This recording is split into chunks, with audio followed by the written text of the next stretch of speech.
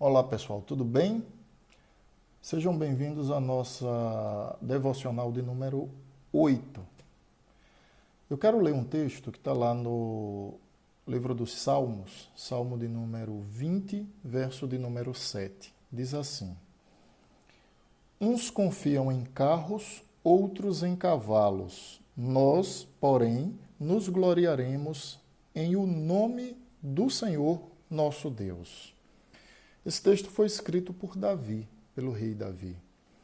E o contexto dele é de um prévio confronto entre o exército de Israel e um outro exército que vem ao seu encontro. Todo salmo trata sobre isso. É uma oração feita pelos israelitas em favor do seu rei. No entanto, para que a gente possa compreender, é necessário entender o contexto de guerra naquela época. Vejam só, nos nossos dias, se mede o poder bélico de um país pela sua capacidade de fogo, pelos aviões que possuem para uma guerra, pelos navios, pelo exército, pela quantidade de arma de fogo, de arma que alcance, de arma de longo alcance. Naquela época, naturalmente, que não se tinha todo esse equipamento. Então, qual o equipamento de guerra na época? Qual é o equipamento que trazia orgulho aos reis? A quantidade de cavalos e de carros que eles possuíam. Carros, naturalmente, aqui, aqueles carros que eram puxados pelos cavalos para a guerra. A gente percebe muito isso, só para tentar imaginar essa situação, em filmes épicos. Filmes como O Gladiador, filmes como o filme de Troia, que a gente percebe que quando havia um confronto de dois exércitos, geralmente aqueles que estavam não apenas montados a cavalo, mas sobretudo aqueles que iam nos carros puxados pelos cavalos, esses levavam uma grande vantagem. Por quê? Porque naquela ocasião, os carros também eles eram equipados em seu eixo central com lâminas que eram capazes de, atingindo o guerreiro adversário, decepar uma perna, decepar um braço e até serrar um guerreiro adversário ao meio. Então, os reis tinham essa concepção, que se eles têm esses carros que eram verdadeiras máquinas de guerra, eram verdadeiras máquinas de matar, e tem cavalos robustos, cavalos bonitos, fortes, capazes de puxar esses carros, para, de encontro ao seu adversário, poder serrar-lhes ao meio, se possível, e causar o maior desastre, a maior perda possível do número de soldados adversários. Isso era razão de orgulho, isso era razão de glória. Então, os reis daquela época, eles se orgulhavam dessa capacidade, dessa quantidade de cavalos e de carros para que eles pudessem confrontar outros exércitos. E nessa trajetória, então, nós temos o povo de Israel, que faz uma oração em favor do seu rei e especificamente no verso de número 7 faz menção do orgulho de reis adversários e menção da confiança dos israelitas. É isso que o verso de número 7 está tratando.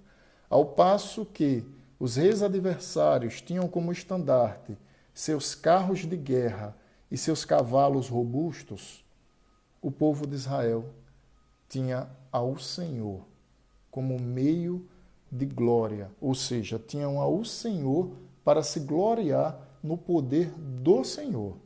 Eles não se confiavam em carros e não se confiavam, portanto, em cavalos. A propósito, o livro de Deuteronômio, capítulo 17, versículo 16, diz assim: Porém, este não multiplicará para si cavalos, nem fará voltar levantar o povo ao Egito para multiplicar cavalos.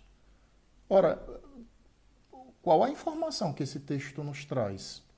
Primeiramente, esse texto são instruções que o Senhor dá aos reis de Israel, aqueles a quem passo a passo o Senhor iria levantar para governar o seu povo. E a instrução ela é curiosa, porque ela diz, olha, eu não quero que multiplique cavalos, eu não quero que volte ao Egito, para que lá se multiplique cavalos. A pergunta é, por qual razão? Porque o próprio Deus não queria que o seu povo se orgulhasse de recursos humanos como se orgulhavam outros reis da época. O seu povo deveria tão somente confiar em Deus. Os israelitas deveriam esperar no Senhor. Daí, então, essa instrução lá em Deuteronômio. Deuteronômio significa segunda lei, que o Senhor traz como um ordenamento, então, aos israelitas. Uns confiam em carros, outros confiam em cavalos, os reis de outras nações se gloriam nisso. Nós, no entanto, verso de número 7, nos gloriaremos em o nome do Senhor, nosso Deus. O que é que a gente traz para a nossa vida, para o nosso aprendizado? Nos nossos dias, nós também temos muitos recursos humanos. Nós temos, inclusive, deuses os quais os homens se apoiam.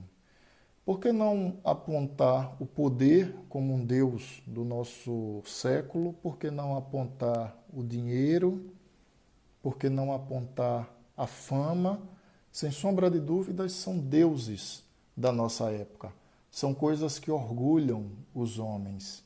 São coisas que fazem os homens se envaidecer, demonstrar a sua imponência.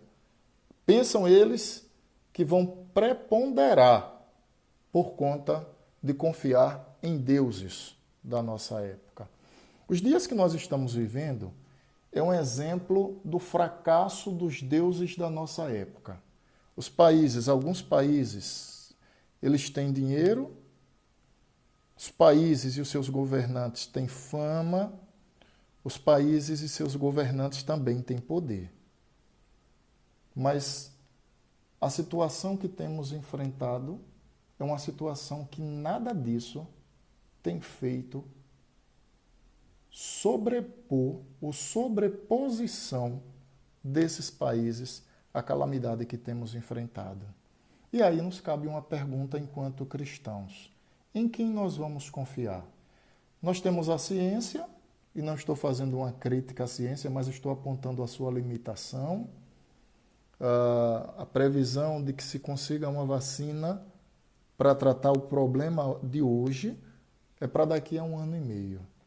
Nós temos a política, e no Brasil especialmente temos vivido uma crise política intensa, também não temos como depositar a nossa confiança. Lamentavelmente, pessoas que têm recursos financeiros também têm sido vítima, muitas vezes, dessa enfermidade que tem ceifado vidas e tem trazido tristeza e lágrimas a muitas famílias. A humanidade tem tudo isso à sua disposição. Mas antes de tudo isso, e em nada disso, nós nos gloriamos. Nós bendizemos ao Senhor, porque nós nos sustentamos na graça de Deus. Ou seja, nós somos sustentados pela graça e pela fidelidade de Deus. A nossa confiança deve estar depositada em Deus. Por mais hábil que seja a ciência, por mais hábil que seja o político, o governante, por mais hábil e preponderante que pareça ser a nação, a confiança dos filhos de Deus devem estar depositadas tão somente no Senhor. O que Deus deseja de nós é que confiemos nele. Ele é a nossa segurança, ele é o nosso estandarte, ele é o nosso provedor fiel. Uns confiam em carros, outros em sua própria força. Nós, porém, confiaremos no nome do Senhor, nosso Deus. Amém.